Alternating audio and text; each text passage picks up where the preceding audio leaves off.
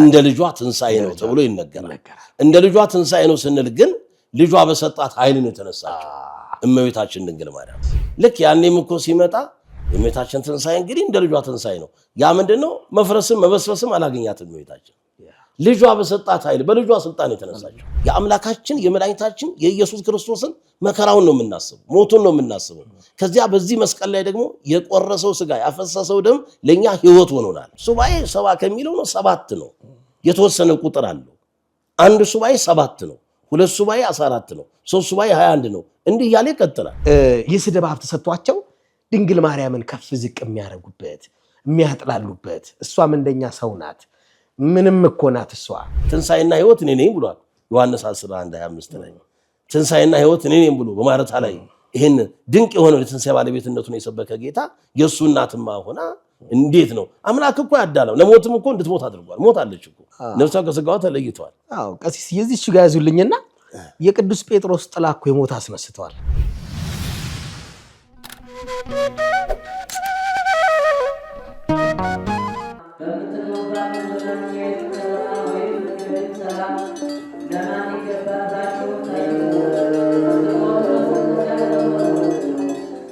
የሐዋርያቱን ጾም ማሳረጊያ በመብላት መጠጣት ብቻ እንዳናሳልፈው የእመቤታችንን ስደቷን መቀበያም ቢሆን ምጽዋት በመላክ ከሙት አንሳ ማር ቅዱስ ሚካኤል አንድነት ገዳም መነኮሳት ጋር አብረን ለምን በረከት አንካፈልም? የተዋህዶ ልጆች የገዳም አባቶቻችን ጩኸት ሊያበቃ ከችግራቸው ሊላቀቁ የጨለመው ሊነጋ ሲል ደግሞ ክረምቱ መጥቶ ገዳማውያኑን ፈትኖብናልና አባቶቻችንን ከክረምቱ ጎርፍና ፈተና ኑ እንታደጋቸው።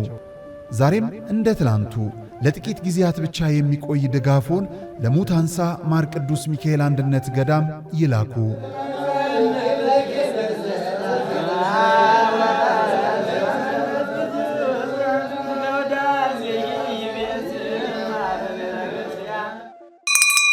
የሥላሴ ስምረት የተዋህዶ ምስጢር የአርያም ምትክ የመንፈስ ማደር እማ አዶናይ የአሙሽራ የወልድ ማደሪያ የልዑል ስፍራ እመቤታችን ቅድስት ድንግል ማርያም ከዚህ ዓለም ድካም ባረፈችበት ጊዜ ቅዱሳን ሐዋርያት ሊቀብሯት ወደ ጌቴሰማኒ ይዘዋት ሲሄዱ አይሁድ እንደ ልጇ ተነሳች አረገች እያሉ እንዳያውኩን በእሳት እናቃጥላት ብለው በአመፃ ተነሱ።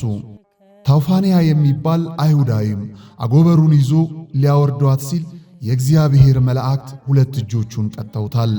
ቅዱሳን ሐዋርያትም እመቤታችን ያለችበትን ቦታ እንዲገልጥላቸው ባረፈች በ8ኛ ወር ከነሐሴ 1 ቀን ጀምረው ሱባኤ ገብተው እግዚአብሔርን በጸሎት መጠየቅ ጀመሩ። እርሱን አብነት በማድረግ የእመቤታችንን ዕረፍት ብሎም እርገቷን ለማሰብ የሰማዩን ደመና ጠቅሳችሁ የምድሩን ባህር ከፍላችሁ የወቅቱን ችግር ጥሳችሁ ለሱባኤ ወደ ገዳም መምጣት ባትችሉም ባላችሁበት ሆናችሁ በገዳም ሆነው ዘውትር በጸሎት ለሚያስቧችሁ የአንጎለላህ ጽርሐ አርያም ሰሚነሽ ኪዳነ ምሕረት ገዳም መባ ስጦታችሁን ለመላክ ከታች ያሉ የባንክ አካውንቶችን ተጠቀሙ። ዜኒ ወዘልፈኒ ወለዓለመ አሜን።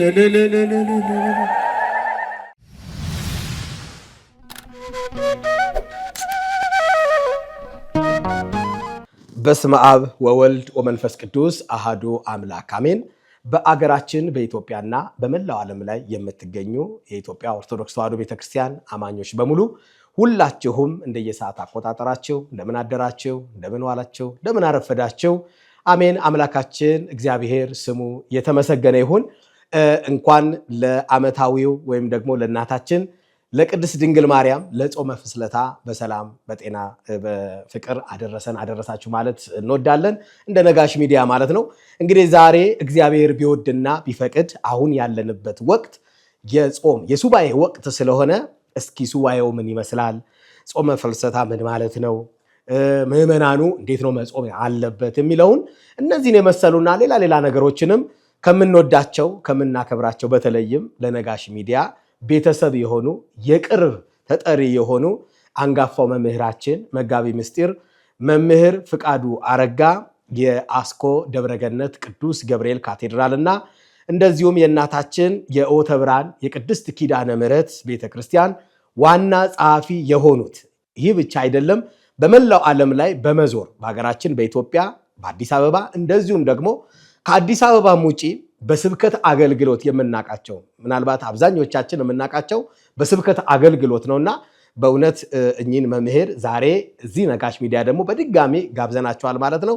ስለዚህ ሁላችሁም የትም እንዳትሄዱ ከኛ ጋር አብራችሁ ስለ ጾመ ፍልሰታ ምንድነው የሚለውን ሐሳቦች እንድትከታተሉ በእግዚአብሔር ስም እንጠይቃለን። መጋቢ ምስጢር ቀሲስ እንኳን በደህና መጡ። እንኳን በደህና ቆያችሁ። እንዴት ነው ይበረታሉ? እግዚአብሔር ይመስገን። በጣም ደስ ይላል። ያው እርሶ እንግዲህ ለነጋሽ እንዳልኩት ቤተሰብ ኖት፣ የቅርብ ሰው ኖትና ዛሬም ደግሞ እስኪ በአንድ ጉዳይ የተወሰነ ሐሳቦችን እንነጋገር ብለን በድጋሚ አስቸግረውት ወደ ነጋሽ ሚዲያ ጠርተውታልና እንግዲህ ያለንበት ወቅት አሁን ሱባኤ ነው። ምናልባት ጾመ ፍልሰታ ምን ማለት ነው? ከምንም ነገር በላይ እንግዲህ ራሱ እግዚአብሔር መንፈስ ቅዱስ መሪዋ የሆነላትና ጉልላቷም መሰረቷም ክርስቶስ የሆነላት ቅድስት ቤተክርስቲያናችን ይህንን አጽዋማት ስትጾም እንደ ኢትዮጵያ ኦርቶዶክስ ተዋሕዶ ቤተክርስቲያን እኛ የምንጾማቸው አጽዋማት በአዋጅ በቅዱስ ሲኖዶስ ተደንግጎ የተሰጠን 7 አጽዋማት አሉ። ጾመ ፍልሰታ ለማርያም እንግዲህ ያው በአዋጅ ከምንጾማቸው ሁላችንም ማንም ሰው እድሜው ለጾም የደረሰ አዳማዊም ሔዋናዊም ሊሆን ይችላል። ኦርቶዶክሳዊ አማኝ እድሜው ለጾም የደረሰ የሚጾመው ከ7ቱ አጽዋማት አንዱ ጾም ነው፣ ጾመ ፍልሰታ ለማርያም። እንግዲህ ይሄንን ስንል እንግዲህ ከዚያ ጋር እነማን አሉ ስንል አሁን 7ቱን አጽዋማት ማንም ሰው ይረዳዋል፣ ያውቀዋል። እምንለው አሁን ትልቁ ጾማችን እንደ ኢትዮጵያ ኦርቶዶክስ ተዋሕዶ ቤተክርስቲያን ጾመ ኢየሱስ ጾመ 40 ሁዳዴ የምንለው ነው። አብይ ጾም ነው። ያ ትልቁ ጾማችን እሱ ነው። እንግዲህ ከዚያ በኋላ ደግሞ እነ ጾመ ነቢያት አሉ። ከዚያ ደግሞ እነ ጾመ ሐዋርያት አሉ። ከዚያ ደግሞ ስንመጣ ደግሞ ጾመ ድህነት አለ። ያው ረቡዕና ዓርብ ጾም አለ። ከዛ ደግሞ ገሃዱ አለ ራሱ። ከዚያ እንደገና ጾመ ነነዌ አለች 3 ቀን። አሁን የምንለው ደግሞ ፍልሰታ ለማርያም ናት። አሁን ይሄንን ስንመጣ እንግዲህ ጾመ ፍልሰታ ከ7ቱ አጽዋማት አንዱ ጾም ነው ማለት ነው። ለምንድን ነው ይሄን ጾም የምንጾመው ስንል እንግዲህ ቅድሚያ ያው ፍልሰታ ስንል የእመቤታችን መውጣት ነው። ከምን ወጣች ስንል ያው እንደምናስበው ወላዲተ አምላክ ንጽሕተ ንጹሐን ቅድስተ ቅዱሳን ድንግል ማርያም ከሰብአዊ ወገን ናት። ይሄን ስንል እንግዲህ ያው ከአዳም ወገን ናት ስንል ሰው ናት ነው። እንደ ሌሎቹ እንደሚሉት ኃይለ አርያማዊት ናት ይልቅ ከሰማይ ብለን ሰማያዊት ናት ብለን የምንጠራበት ነገር የለም። አባቷ ቅዱስ ኢያቄም ነው፣ እናቷ ደግሞ ቅድስት ሐና ናት። እነዚህ ሁለት የተባረኩ ቤተሰቦች ናቸው። በእግዚአብሔር ፊት ክብርን ባለሟልነትን ያገኙ ቅዱሳን ናቸው። ከነዚህ ከቅዱሳኑ ደጋግ ቤተሰቦች የተገኘች ናት። እመቤታችን ድንግል ማርያም ከቅዱስ ኢያቄምና ከቅድስት ሐና ተገኘች ብለን ብንናገርም ግን ወላዲተ አምላክ ድንግል ማርያም አስቀድማ የታሰበችው ራሱ እግዚአብሔር አምላክ በራሱ ሕሊና ያሰባት ናት። መቼ ስንል ዓለምን ሳይፈጥር ነው። እግዝእትነ ማርያም ነበረት በሕሊና አምላክም ቅድመ ዓለም ተብሎ ተነግሯል። ወላዲተ አምላክ ድንግል ማርያም በአምላክ ልቦና ታስባ ትኖር ነበር። እግዚአብሔር ዓለምን ሳይፈጥር ዓለምን ከመፍጠሩ በፊት በእግዚአብሔር ሐሳብ ውስጥ የነበረች እናት ነች። ስለዚህ ዓለሙን ለማዳን የተጠቀመባትና በእውነትም የሁላችንም የመዳናችን ምክንያት የሆነች ድንግል ማርያም ናት። በእግዚአብሔር ሐሳብ ውስጥ የነበረች አዳማዊ ድል ፈንታ ጽዋ ተርታ ነው። እንደምናውቀው መኑ ሰብእ ዘያህዩ ወኢይሬኢ ሞት፣ ያው ሆኖ የሚኖር ስጋን የለበሰ ሞትን የማያይ ማንም የለም እንደሚለው ሁሉ ድንግል ማርያም ሞትን ቀምሳለች። ፍልሰታ ለማርያም ስንል እንግዲህ የእመቤታችንን ሞትን ከሞት የመነሳቷንና ትንሣኤዋንና የማረጓን ዜና የምናበስርበት። አሁን ይሄ እንዴት ነው ስንል ወደ ትንታኔው ስንገባ ጊዜ አይበቃንም። በአጭሩ ግን ፍልሰታ ለማርያም ቅዱሳን ሐዋርያት ታሪኩ ከዚህ ጋር ይመጣል። የእመቤታችንን ትንሣኤዋንና እርገቷን ለማየት ናፍቀው የጾሙት ጾም ነው። እመቤታችን ሞትን ቀምሳለች። ሞትን ቀምሳለች። በለበሰችው ስጋ ሰው ናታ። በሰውነት ሞትን ቀምሳለች። ነገር ግን ምን ይላል ሊቁ? ሞትሰ ለሞአቲ ይደሉ ሞታ ለማርያም ያጽብ ለኩሉ ይላል። የሚደንቅ ነው። ሞት ስለሚሞት ሰው የተገባ ነው አለ። የእመቤታችን ሞት ግን እጅግ ድንቅ ነው ይላል። ሞትሰ ለሞአቲ ይደሉ ለሚሞት ሰው እኮ ነው። ምክንያቱም ያው ሆኖ የሚኖር ስጋ የለበሰ ሞትን ማይ ማንም የለም። ዳዊትም ብሏል ተዘከር እግዚኦ ከመ መሬትነ፣ አቤቱ እኛ አፈር እንደሆነን አስብ አለ ነብየ እግዚአብሔር ልበ አምላክ ቅዱስ ዳዊት። ስለዚህ ሞት ለሚሞት ሰው የእመቤታችን ሞት ግን እጅግ ድንቅ ነው አለ። የሚደንቀው በዚህ መንገድ እመቤታችን ነፍሷ ከስጋዋ ስትለይ በዚያን ሰዓት እኮ ሐዋርያት ሁሉ ነፍሷ ከስጋዋ ከመለየቷ በፊት አብረው ተገኝተዋል። ሁሉ ነገር አድርገዋል። የሚገባውን ነገር አድርገዋል። በምስጋና በውዳሴ በአኮቴት ነው የተሸኘችው እመቤታችን። ምክንያቱም እንኳን የአምላክ እናት በእግዚአብሔር ፊት ክብር ባለማለት ያገኙት ቅዱሳኑ እንኳን እነዚህ ሁሉ ሞታቸው በእግዚአብሔር ፊት የከበረ ነው። ምክንያቱም ምን ይላል ቅዱስ ዳዊት? ክቡር ሞቱ ለጻድቅ በቅድመ እግዚአብሔር። የጻድቅ ሰው ሞት በእግዚአብሔር ፊት የከበረ ነው ይላል።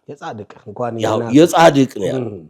እንኳን የአምላክ እናት ከተመረጡ የተመረጠች፣ ከከበሩ የከበረች፣ ከተለዩ የተለየች ቅድስተ ቅዱሳን ንጽሕተ ንጹሐን እመ አምላክ ድንግል ማርያም ቀርቶ ቅዱሳኑ እንኳን ሞታቸው የከበረ ነው ይላል። እመቤታችን ሞትን ሳታውቀው ነው ሄደችው። ዳዊት በገናውን ዕዝራ መሰንቆን ይሄን ሁሉ ምስጋና ውዳሴ እየተቀበለች እየሰማች ነው ሄደችው። በዚህ መንገድ ነው እንግዲህ እመቤታችንን ለመቅበር በሚሄዱበት ሰዓት ላይ እንግዲህ አይሁድ ያደረጉት ነገር አለ። ያን ጊዜ እንግዲህ ያንን ታሪካውን ለመተንተን በአጭሩ ግን ምንድነው ይችን ጾመ ፍልሰታ ጾሞ ወላዲተ አምላክ ድንግል ማርያም እሷን ወደ ጌቴሴማኒ ለመቀበር አይሁድ ሐዋርያት በሚሄዱበት ሰዓት ክፎች አይሁድ በክፋት መንፈስ ተነሳሱ። የተነሳሱበት ምክንያት እንግዲህ ከዚህ በፊት መድኃኔ ዓለም ኢየሱስ ክርስቶስ አምላካችን መድኃኒታችን ኢየሱስ ክርስቶስ ለስም አጠራሩ ክብር ምስጋና ይግባውና እርሱ ልጇ መድኃኔ ዓለም አንድያ ልጇ 3 መዓልት 3 ሌሊት በከርሰ መቃብር አድሮ በሶስተኛው ቀን መፍረስ መበስበስ ሲያገኘው ሞትን ድል አድርጎ ተነስቷል። ምክንያቱም ራሱ እንደተናገረው በከመ ይቤ ተንሥአ እግዚእነ እርሱ እንደተናገረው ተነስቷልና፣ ስለዚህ እንደተናገረው ሞትን ድል አድርጎ ተነስቷል። የሞትን ኃይል አስወግዷል። በቃ ስለዚህ ሞት በእኛ ላይ ስልጣን እንዳይኖረው አድርጎልናል። ይሄንን ሐዋርያው ቅዱስ ጳውሎስ ተናግሮታል። በራሱ ሐዋርያው ቅዱስ ጳውሎስ ተናግሮታል። ምክንያቱም ምንድን ያለው ቅዱስ ጳውሎስ ከእንግዲህ ወዲህ ሞት በእኛ ላይ ስልጣን እንደሌለው ተሰጥመ ሞት ውስተ ሞዓት ነው ያለው። ሞት ድል በመነሳት ተውጧል አለ። አንደኛ ቆሮንቶስ ምዕራፍ 15 ላይ ሞት ድል በመነሳት ተዋጠ ይላል። ሞት ድል ተነስቷል። የሞትን ኃይል ያስወገዱ ደግሞ የሕይወት የትንሣኤ ባለቤት ጌታ አምላካችን መድኃኒታችን ኢየሱስ ክርስቶስ ነው። ለስም አጠራሩ ክብር ምስጋና ይግባው። አሜን። ስለዚህ አሁን ልጇን ከዚህ በፊት ሞቶ ነበር፣ ከዛ ሞትን አሸንፎ ተነሳ እያሉ ይሄን ብለዋል። ደግሞ ዛሬ ለእናቱም እንዲልሉ ነው አሉና በክፋት መንፈስ ተነሳስተው ብዙ ሐሳብ ነበር ያነሱት። በመጨረሻ ምን ነበር ያሉት? የለም ያ ስጋዋን እናንሳና አስከሬኗን ወስደን ወደ ምድር ላይ እንወርውረው እናቃጥለው በእሳት ብዙ ነው ያሉት። ይሄን ሁሉ ብለው ተነሳሱ። ያን ጊዜ ከመካከላቸው አንድ ክፉ ኃያል ክቡደ መዝራዕት እኔ ነኝ የሚል ታውፋንያ የሚባል ሰው መጣ። ያን ጊዜ እሱ ሄደ በሐዋርያት መካከል ሰንጥቆ ገብቶ አስከሬኗን ከነሱ ላይ እነሱ ወደ ጌቴሴማኒ ቀብሯት ነው የወሰዱት። አነሳለሁ አለ። የእግዚአብሔር መልአክ መጣ በሰይፍ ቀጣው። ከዛ መልሳ ርኅራኄ ልቦና እመቤታችን ደግሞ በቅዱስ ጴጥሮስ አማካኝነት እንግዲህ ልጁ እንዲመለስ የሚደንቅ ከሆነ ጴጥሮስ ለምኑ ጸልዮለት እንዲመለስ አስደረጋ። ከዚያ በኋላ በዚያ መንገድ የእመቤታችን ስጋ በመልአክ ተነጥቆ ተወስዶ በገነት በዕፀ ሕይወት ስር ተቀመጠ። ይሄንን ዮሐንስ ወልደ ነጎድጓድ አብሮ አይቷል ነበረና እሱ ተወስዷል አብሮ። ያንን አየ ተመለከተ። ዮሐንስ ወልደ ነጎድጓድ ያየው ነገር ሁሉ አየ። ያን ጊዜ ግን ሐዋርያት ተበታተኑ ይላል። ከዚያ በኋላ ደግሞ ይሄንን ነገር ግራ ገብቷቸው እንዲሁ ሲጨናነቁ ዮሐንስ ወልደ ነጎድጓድ መጣ። የሆነውን ያየውን ነገር ሁሉ ነገራቸው። ከዛ ሐዋርያት ለዮሐንስ የተገለጸች ለምን ለኛስ እንዲደረጋል ብለው ያንን ለማየት ናፈቁና ሱባኤ ያዙ። ነሐሴ 1 ብለው ነሐሴ በባተ ሰኞ ይዘው ልክ ያኔ ነሐሴ 14 ቀን እንግዲህ አምጥቶ ሱባኤውን የጨረሱበት ቀን ነው። ብለው ሱባኤ የእመቤታችንን ስጋ ሰጣቸው። ወስደው መልሰው እንደገና ያንን ስጋ ቤት ቀበሩት ይላል። የመጀመሪያውን ነው እንግዲህ በመጀመሪያው ዓመት ሱባኤ ከነሐሴ 1 እስከ ነሐሴ 12 ሱባኤ ማለት ነው። እንግዲህ ነሐሴ በባተ ሰኞ ነው። ሰኞ 1 ብለው ከዛ በኋላ ወደ ሱባኤ 14 በ14ኛው ቀን አምጥቶ ሰጣቸው ነው። አምጥቶ ስጋዋን ሰጣቸው። ያችን የመጀመሪያውን ሱባኤ እንደጨረሱ ለዮሐንስ ይሄ እኮ ፍቅር እኮ ዮሐንስ አብሮ ነው የተወሰደው። ያለችበትን ስፍራ አይቶ የመጣው ዮሐንስ ወልደ ነጎድጓድ ነው ከ12 ሐዋርያት። እሱ ያየውን እኛ እንዴት አናየም ብሎ ጴጥሮስ እንደገና ሱባኤ ያዩ። ለምንድን ነው ለእኛስ ምንድን ነው ያደረግነው? ምክንያቱም ያን ጊዜ ተወሰደች፣ ተበታተኑ። እነሱ ወስዶ በገነት በዕፀ ሕይወት ስር ነው ልጇ ስጋዋን እንዲያኖሩ ያደረገው መድኃኔዓለም ኢየሱስ ክርስቶስ ነው። ቅዱሳን መላእክቱ ልኮ በዚያ መንገድ ነው ለዮሐንስ የታየው ለእኛም ብለው ይሄን ያደረጉ። አምጥቶ ሰጣቸው። ወስደው እንደገና አስከሬኗን በጌቴሴማኒ ያደረጉ ቀበሩ። ልክ ያኔ ሲሰጣቸው እሑድ ነው የቀበሯት። እሑድ ዋለች፣ ሰኞ ቆየች፣ ማክሰኞ ተነሳች። ለዚህ ነው ትንሣኤሃ ከመ ትንሣኤ ወልዳ ያሰኘው ይሄ ነው። ትንሣኤዋ እንደ ልጇ ትንሣኤ ነው፣ በልጇ ፈቃድ። እንደ ልጇ ትንሣኤ ነው ተብሎ ይነገራል። እንደ ልጇ ትንሣኤ ነው ስንል ግን ልጇ በሰጣት ኃይል ነው የተነሳችው እመቤታችን ድንግል ማርያም። አዎ ሞትን ከሰው ልጆች ወገን ሰብአዊ ተፈጥሮ ሆና ማለት ነው። ይሄን ስንል ግን ምንድነው ወደ ሌላ እንዳንገባ የአዳም የውርስ ኃጢአት ያላገኛት አዎ ይሄ ኦሪጂናል ሲን የምንለው ጥንተ አብሶ ያላገኛት እመቤታችን። ምክንያቱም ኩለንታኪ ሰናይ ተንታቤ አልብኪ ነው ወይም እንትን ላይሌኪ አዎ ሁለንተናሽ ውብ ነው፣ ምክንያት ነውር የለብሽም። ምክንያቱም እመቤታችን ንጽሐ ሥጋ ንጽሐ ነፍስ ንጽሐ ልቦና ያላት እናት ነችና፣ መርገመ ሥጋ መርገመ ነፍስ የሌለባት እናት ነችና፣ በረከተ ሥጋ በረከተ ነፍስን የምታሰጥ እናት ነችና፣ በረከተ ሥጋ በረከተ ነፍስን የሚያሰጥ ልጅ የዚህ ባለቤት የሆነውን ወልዳ አስገኝታለችና፣ በድንግልና ጸንሳ በድንግልና የወለደች እናት ነችና፣ ምንም አይነት ሰው እኮ ነው ኃጢአትን ከማሰብ እንዴ ይሄ እኮ ለመላእክት እንኳን አልተቻላቸውም እኮ ነው የሚለው። ለእመቤታችን ግን ተችሏታል። ይሄ የተሰጣት ልዩ ጸጋዋ ነው። ምን የተጸጋ ነው ወላዲተ አምላክ። ጸጋዋ ልዩ ነው። ቅድስናዋ ልዩ፣ ንጽህናዋ ልዩ፣ ድንግልናዋ ልዩ፣ እናትነቷ ልዩ፣ የአማላጅነቷ ክብር ልዩ፣ በቃ ልዩ እናት ነች በቃ። ስለዚህ አዎ ስርጉት ወቅድስና ንጽሕት በድንግልና እያለ የምናመሰግናት ወላዲተ አምላክ ድንግል ማርያም በዚህ ምክንያት ነው። እና እቺ እናት ናችን እንግዲህ በአማን ተንሳት የምንለው በእውነት እመቤታችን ተነስታለች፣ እናታችን ተነስታለች። ልክ ትንሣኤዋ እንደ ልጇ ትንሣኤ ነው። ከሳምንት እስከ ሳምንት አይደል የልጇን ትንሣኤ የምናስበው ስናስበው ማለት ከሳምንት እስከ ሳምንት ስንል ጌታ የተነሳው እሑድ ነው አይደል? እሑድ ተነስቶ የትንሣኤ እስከ ዳግም ትንሣኤ እሑድ ቀን እንደ አንድ ዕለት ነው የሚቆጠር አይደል? ምስጋና ውዳሴው የምንመለከተው ነገሮች አሉ አይደለም? ዛሬ አሁን እናያቸው። ልክ ያኔም እኮ ሲመጣ ልክ የእመቤታችንም ትንሣኤ በቃ ሳምንት ብሎ የምናስበው ትንሣኤውን እኮ ነው የምናስበው። የእመቤታችን ትንሣኤ እንግዲህ እንደ ልጇ ትንሣኤ ነው። ያ ምንድነው መፍረስም መበስበስም አላገኛትም እመቤታችን። ልጇ በሰጣት ኃይል በልጇ ስልጣን የተነሳችው ልጇ በሰጣት ኃይል። ስለዚህ ተነስታ የሞትን ኃይል ልጇ አስወግዶላት ተነስታ መንግስተ ሰማያት የገባችው እመቤታችን ብቻ ነች። ማርያም ብሂል መርህ ለመንግስተ ሰማያት። ማርያም ማለት ወደ መንግስተ ሰማያት መርታ የምታገባ ማለት ነው ይሌለ። በዚህ መንገድ ነው አሁን ይሄንን አይተዋል ማለት እንግዲህ ቀበሯት ነው መቀበሯት። መነሳቷን ግን አላዩ እነሱ። ተነስታ ስታረድ ግን አላዩ። አዎ ትክክል። ሁለተኛው ሱባኤ የሚመጣው በዚህ ነው የሚመጣው። የመጀመሪያውን ልብ እናድርገው ማስተዋል ያስፈልጋል። የመጀመሪያው ትንሣኤ ምንድነው? የመጀመሪያው ሱባኤ ምንድነው የሆነበት? የሐዋርያቱ የመጀመሪያው ሱባኤ የምንለው ዮሐንስ መጥቶ አየ፣ ስለ እመቤታችን ነገር ነገራቸው። እመቤታችንማ ልጇ ወስዶ በገነት በዕፀ ሕይወት ስር አኖራት አይደለም ያለው። ስለዚህ ዮሐንስ ያየው ለእኛስ ብለው ነው ይሄን። በዚህ ደግሞ እንኳን ወዳጆቹን ክርስቶስ ማንም ማሳዘን የባህሪው አይደለም። ስለዚህ አምጥቶ ደግሞ ያንን ሰጣቸው፣ ወስደው ቀበሯት። ሱባኤያቸውን ጨርሰዋል።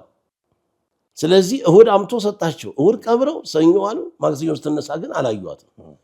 ተነስታ ግን ስታደርግ ደግሞ ያኔ ሐዋርያቱ ተሰብስበው ሱባኤ ይዘው ስጋዋን አምጥተው ሲሰጣቸውና ወስደው ሲቀብሩ ግን ያልነበረ ደግሞ አንድ ደቀ መዝሙር ነበረ። ያ ደግሞ ማን ነው? ቶማስ ሐዋርያ።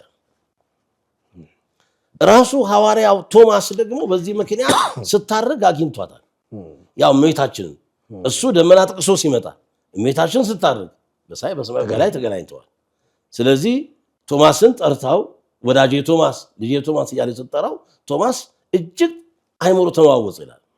እንደውም ከላይ ተወሮ ወደ ምድር ቢፈጠፍጥ ደስተኛ ነበር። ስለዚህ በንዴት ነው ምን ነው? ምክንያቱም እናትና ልጁ ይሄ በታሪክ እንግዲህ ሲተርኩ የተሰራችን አስተምሮ ላይ እንደምናየው እንግዲህ በተለየ መልኩ በነገረ ማርያም ላይ ብዙ ትምህርት ይሰጥበታል። በዚህ በትንሣኤው ዙሪያ ላይ በእመቤታችን መነሳት ላይ እንግዲህ ያው ሊቃውንቱ ሲተርኩት በትርጓሜው ላይ እንደሚገኘው ይሄ ነው እንግዲህ ትልቁ ነገር። ቶማስ እንደውም ከላይ ወደ ምድር ሊወርቅ ፈቀደ ይላል። ከደመና መውደቅ ፈለገ። ስለዚህ ዮናስ አይዟት ምን አደረኳችሁ እናትና ልጅሽም እንደዚሁ ትንሣኤ ይሁን አለ፣ አንቺም ደግሞ እንደዚሁ አለ። የለም ቶማስ አንተ እድለኛ ነህ፣ ወንድሞችህ ልጄ ስጋዬን አምጥቶ ሰጣቸው ቀበሩኝ እንጂ ስነሳ ግን አላዩኝም። ስነሳ ሳርግ ያገኘኝ አንተ ነህ ብላለሁ ቶማስ ነግሯል። የመጀመሪያውን አንተ የመጀመሪያው ትንሣኤውን ያየ አንተ ነህ። ልክ መግደላዊት ማርያም በመጀመሪያው ወደ መቃብሩ ሄዳ ከቅዱሳት አንስት ጋር የጌታን መነሳት እንዳየችና ለደቀ መዛሙርቱ ወጣ እንደተናገረች ልክ እንደዚሁ ቶማስ አንተ ነህ ያየኸው ለዚህም ደግሞ ምስክር ይሆን ዘንድ ይሄው እኔን ገነዘው የቀበሩበትን ይሄው የገናዙን ጨርቅ ውሰድ ሰበኑን ሰበን ነው የሚባለው የተሰራችን ቀኖና ስርዓት አስተራር ሰበን ነው የምንለው አሁን የተገነዘችበት ጨርቅ ሰበን ይቺ ሰበን ደግሞ አገልግሎት አላት ጥሩ ሷናው ይናገራት አገልግሎት አለ አገልግሎቷ ደግሞ አሁን ልክ በመጾር ምን ይዘው መስቀል አለ ዲያቆኑ ሲቀድስ በመጾር የሚይዘው በሁለቱ ቀዳዳ ውስጥ የምትሾልከዋ ጨርቋ ነች ያቺ ሰበን የምትባለው ለምን እመቤታችንን ያገኘንበት ከእግረ መስቀሉ ስር ስለሆነ አሁን ይሄንን ነው የምንመለከተው የተሰጠችን የመስቀሉ ስር ስጦታችን ናት ወላዲተ አምላክ አንድ መስቀሉን ባየን ቁጥር የአምላካችን የመድኃኒታችን የኢየሱስ ክርስቶስን መከራውን ነው የምናስበው ሞቱን ነው የምናስበው ከዚያ በዚህ መስቀል ላይ ደግሞ የቆረሰው ስጋ ያፈሰሰው ደም ለኛ ህይወት ሆኖናል ይሄ መስቀል ደግሞ ጠላት ዲያብሎስና ሰራዊቱ አጋንንትን ድል አድርጎበታል ይሄ መስቀል የጠላትን ራስ ቀጥቅጦ ድል ነስቶበታል ይሄ መስቀል ኃይላችን ነው ቤዛችን ነው መጽናኛችን ነው የነፍሳችን መዳኛ ነው እንላለን ለምን ቤዛነቱ ከእንጨት ተመርጦ ራሱ ለክርስቶስ መንበር ስለሆነ ዙፋን ስለሆነ ከሰው ተመርጦ ለአምላክ እናትነት የበቃች ድንግል ማርያም ናት መስቀሉን ቤዛችን ነው እመቤታችንን ቤዛችን ናት በዚህ መንገድ ነው የምናምነው ስለዚህ ያ በዛ በመጾር መስቀል ላይ በመጾር ማለት እንግዲህ በድጋፍ እንጨት ማለት በመያዣ እንጨት የሚያዝ መስቀል ላይ በሁለቱ ቀዳዳው የምትሾልኳ ጨርቅ ሰበናት የእመቤታችን ግናት ጨርቅ ናት አንዳንድ ጊዜም ያንን ሲያስቡ አባቶቻችን ብዙ ጊዜ ምን ያደርጋሉ መስቀላቸውን በዚያች ጠቅለል አድርገው ሸፍነው የሚይዟት አላት ከዚህ አያዝ ላይ ያቺ ማትለያቸው ሁሉ እንደዚህ የሚይዟሉ ባዶንም ይዟሉ አዎ ያ እንግዲህ ምንድነው የእመቤታችን ለማሰብ ምክንያቱም መስቀሉ ክርስቶስን የሚያሳስበው ነነሰን ሰብክ ተሰቀለ ክርስቶስ እኛስ የተሰቀለውን ክርስቶስ ኢየሱስን እንሰብካለን አለያን ቅዱስ ጳውሎስ እንሰብካለን ክርስቶስ ኢየሱስን እንሰብካለን በዚህ መስቀል ላይ ምክንያቱም ይሄ መስቀል ለሚያምኑት ድነት ነው ለሚጠፉት ግን ሞኝነት ነው ይላል የመስቀሉ ቃል ለሚጠፉት ሞኝነት ነው ለኛ ለምናምነው ግን የእግዚአብሔር ኃይል ነው ተብሏል ያ ክርስቶስ ነው ስለዚህ ይሄንን እናስብበታለን ወገብረ ሰላም በደም መስቀሉ በመስቀሉ ደም ሰላምን ስላደረገ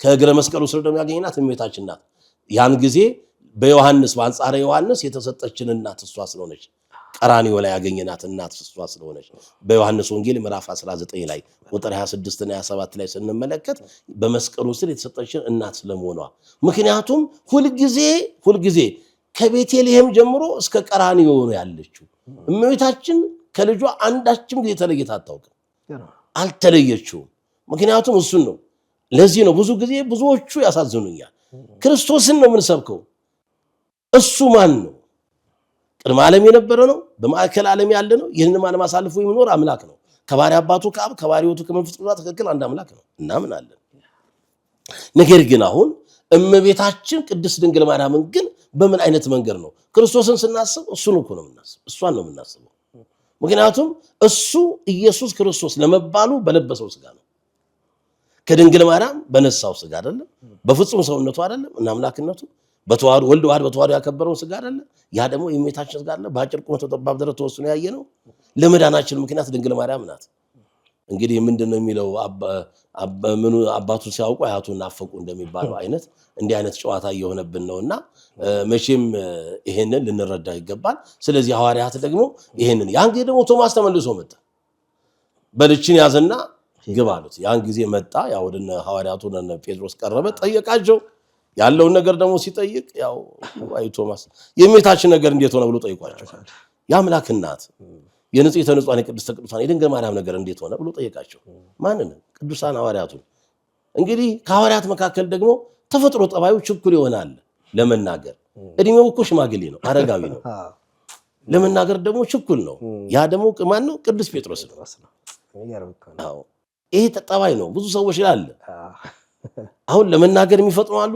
ለመስማት የሚፈጥኑ አሉ የሊቀ ሐዋርያት የቅዱስ ጴጥሮስ ደግሞ ጠባዩ ይሄ ነው ችኩልነቱ ለመናገር ነው ብዙ ጊዜ በአዲስ ኪዳን ላይ አሁን ስናነብ ወንጌሉን ስንመለከት አምላካችን መድኃኒታችን ኢየሱስ ክርስቶስ ለስም አጠራሩ ክብር ምስጋና ይገባውና ለሚጠይቀው ጥያቄ በሙሉ ቅድሚያ መልስ ሲሰጥ የምናገኘው ማን ነው? ሊቀ ሐዋርያት ቅዱስ ጴጥሮስ ነው። ይሄ እንግዲህ ተፈጥሮ ጠባይ ነው። የተፈጥሮ ጠባይ ነው አሉ አንዳንድ ስለ ሞቱም ሲነግራቸው ቤትን ያልክድም ያንን በባህር ላይ ማንም ቢክድን እንኳን አልክድም ይላል። በብዙ መንገድ በቃ ተፈትኖም እንደገና የሆነ ነገር በቃ ሲገኝበትም እንደገና ልሰጥም ነው ልሞጠፋ ነው አድነ እያለ ደግሞ ሲጮም እናገኘዋለን። እንትና ጆሮ የማልኮስን ጆሮ እንደገና በሰገባው ሰይፍ አውጥቶ ከሰገባው በቃ ፈጣን ነው። ይሄ ተፈጥሮ ጠባይ ነው ሊቀ ሐዋርያት ቅዱስ ጴጥሮስ እና እንዲህ አይነት ጠባይ አለው እና ደግሞም እንደዚህ ነው። ቀናይም ነው። ስለ ክርስቶስ ፍቅር ይሳሳል፣ ለፍቅሩም ይሳሳል፣ ስለ ፍቅሩም ስለሚሳሳ ነው ለክርስቶስ ፍቅር። አንድ ጊዜ እንደዚህ ነው እና በዚህ መንገድ ሊቀ ሐዋርያት ቅዱስ ጴጥሮስ ምን አለው? ቸኩሎ ጴጥሮስ ቸኩል ያልንበት በዚህ ለምሳሌ ሰዎች ማን ነው ይላል ምን ይብሉ ወሰው ለዝንቱ ጓለሚያው ሰዎች የሰው ልጅ ማን እንደሆነ ይሉታል ብሎ በዚያች በቂሳሪያ ሲጠይቅ ቅዱስ ጴጥሮስ ከሁሉ ቀድሞ የመለሰው መልስ አለ አይደለም? እንግዲህ ጌታ ብዙ ብሏቸዋል። እንግዲህ ምክንያቱም እንግዲህ ሐዋርያት ሲመልሱ ምን አሉ?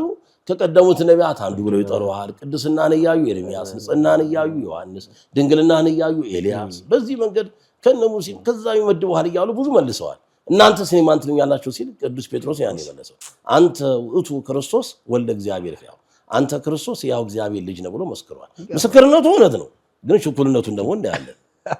በዚህም ግን ተሹሟል፣ ተሸልሟል፣ ከብሮበታል። በዚህ ሱባኤም እኮ እናነሳዋለን አይደል? በዚህ ፍስለታው ላይ ጴጥሮስን በተለያየ መንገድ እንደውም እኮ በሚደንቅ መልኩ ነሐሴ 7 ቀን ከቤተክርስቲያናችን ከምትዘክራቸው አንዱ ለቅዱስ ጴጥሮስ ለመንግስተ ሰማያት መክፈቻው ቁልፍ የተቀበለበት ቀን ነው ተብላ ቤተክርስቲያን ታነሷለች። ነሐሴ 7 ቀን በፊልጶስ ምክንያቱም ነሐሴ 7 ነው። ከዛ በኋላ ነው ወደ ደብረ ታቦር ደግሞ ወጣ አይደለም? ነሐሴ 13 ቀን ይሄ ጥያቄ ይጠየቃል። የጽንሰቷ ቀን ነው አብሮ የሚታሰበው በሰባት እኔታችን ነሐሴ 7 ቀን የጸነሰችበት ቀን አይደለ? ነሐሴ 7 ቀን እንደገና በፊልጶስ ቂሳሪያ ላይ ጴጥሮስ ሐዋርያቱ ተጠይቋል። ያንን እንኳን አነሱት መምህር፣ በጣም የሚገርም ነው። ነሐሴ 7 ቀን የሚታሰበው ለቅዱስ ጴጥሮስ የመንግስተ ሰማያት የመክፈቻ ቁልፍ። አሁን ለመንግስተ ሰማያት በር መስኮት ኖሮት አይደለም፣ ስልጣነ ክህነቱን ማለት በምድር ያሰርከው በሰማይ በምድር የፈታው በሰማይ ተፈታ ይሆናል የሚለውን ስልጣን ሰጠው። ሰማያዊ ስልጣን ነው። ይሄን ለመግለጽ እና በዚህ መንገድ ነው። ያን ጊዜ ታዲያ ጴጥሮስ መጥቶ የእመቤታችን ነገር እንዴት ሆነ ሲለው ጴጥሮስ ችኩል አለና እመቤታችንማ በቃ መጥቶ ተቀብለናት ሰጥቶን ያው ልጇ ሰጠን፣ አንተ በውስጥ ያለው የጥርጥር መንፈስ ሌላውንም ተጠራጥረህ ሌላውንም እንዲጠራጠር ታደርጋለህ አለው። እንግዲህ አሁን ናና ብሎ ወሰደው። ካላየው አላምንም ማለት ጴጥሮስ ቶማስ እንግዲህ ሞት በጥር በነሐሴ መቃብር እንዴት ይሆናል አለ። ሞት በጥር በነሐሴ መቃብር ምክንያቱም ጥር ነው። ጥር 21 ቀን ነው ረፍቷ ነው። ጥር 21 ቀን ስለሆነ እንዴት ነው በጥር ሞታ በነሐሴ መቃብር ልዩነት አለው? እንዴት በነሐሴ መቃብር አከናወን ትላላችኋልና ይዟቸው ገባ እና ባጭሩ በዛ መንገድ ነሐሴ እንግዲህ አንተ ካላመንክ ናና ያለው ተጠራጥረ ሌሎችንም አታጠራጥር፣ አንተም ሳታምን ሌሎችም እንዳያምኑ እባክህ ና ያለው። በቃ ካላየው አለ ቶማስም እሱ የያዘውን ይዞ ነው። እሱ የሰጠችው እመቤታችን የአምላክ እናት ወላዲተ አምላክ ድንግል ማርያም በእውነት የተቀደሰ ስሟ በእውነት በእኛ ላይም አማላጅነቷ ይደረግልንና እመቤታችን የተመሰገነች ትሁን። በእውነት እንግዲህ በሰጣች ጸጋ ያንን ሰጥተዋለች ለቶማስ። ተማመኛ ይዟል፣ የያዘውን ይዞ ሄዷል። ልክ እንደደረሱ እንደሚታወቀው እንግዲህ ጌቴሴማኒ እዛው ሲደርሱ መቃብሩ የለም፣ ባዶ ሆኗል። ያኔ ጴጥሮስ ደነገጠ። ደነገጡ። ወዲያው ምን አለ? አታምኑኝም ብዬ ነው እንጂ አለ ሐዋርያው ቅዱስ ቶማስ። እሱ ከሀገረ ህንድ ነው የመጣው፣ ከሀገረ ስብከቱ ህንድ ሰብኮ ነው ሲመለስ ያገኛት። አታምኑኝም ብዬ ነው እንጂ እኔማ ስታረግ አገኘዋት ብሎ ይኸው እነሆ ለበረከት ይሆናችሁ ብላ ይሄን ሰጣችኋለች ብሎ እነሱ የገነዙባት እሷን የገነዙበትን ምኗን ሰበኑ ወስዶ ሰጣቸው ለበረከት። ያቁታል ጨርቁን። ለበረከት ሁሉም ተካፈሉት። ልክ ያኔ ወደ ጌታ መቃብር ሲገቡ እንግዲህ ምን ነበር ያገኙት?